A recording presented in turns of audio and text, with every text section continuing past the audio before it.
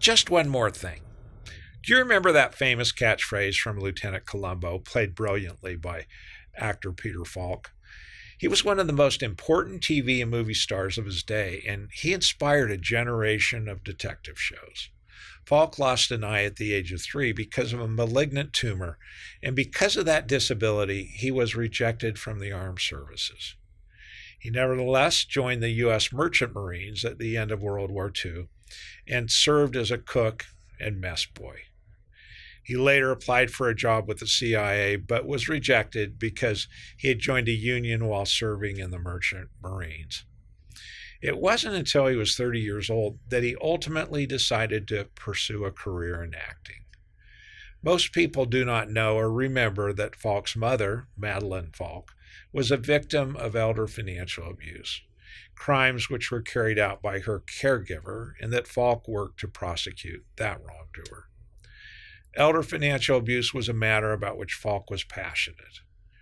In 2003, using his celebrity status, Falk made a public service video in which he urged banks and other frontline professionals to lead the defense against financial exploitation of the elderly.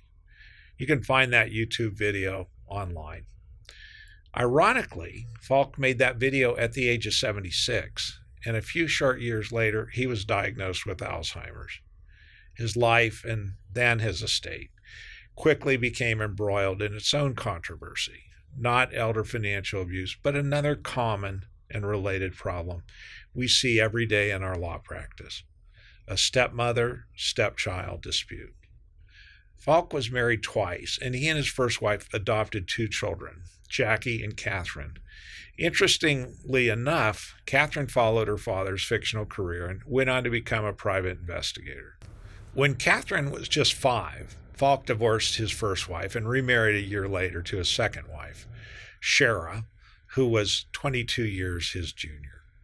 As often happens in blended families, Catherine did not get along with her stepmother, and eventually Peter Falk and his daughter Catherine also became estranged.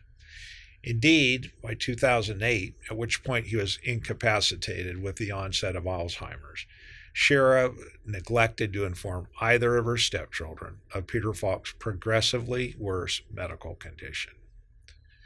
By the time Catherine found out, Shara had refused her stepdaughter's repeated request even to visit him. Things went from bad to worse between stepmother and stepdaughter, and Catherine fought for 7 months in court to be put in charge of her father in a conservatorship. The court ultimately appointed Shara, but the issue was still not settled.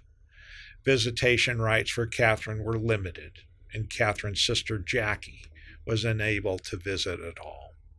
Shara eventually inherited most of Peter Falk's estate, valued at approximately $5 million.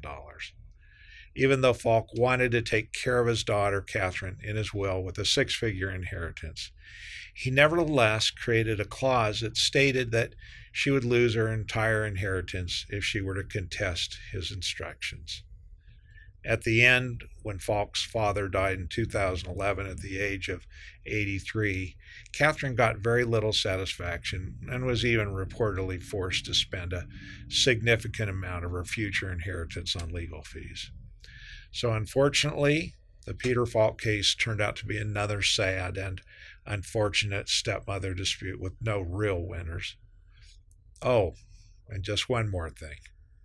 After the bitter dispute with her stepmother ended, Catherine Falk started the Catherine Falk Organization, whose purpose is to advance and advocate wards' rights visitation legislation nationwide. She and her former probate attorney drafted the Peter Falk Bill in 2011, which was written to preserve, protect, and respect the right of adult children to visit an ailing or incapacitated parent who is either under a power of attorney or a legal guardianship.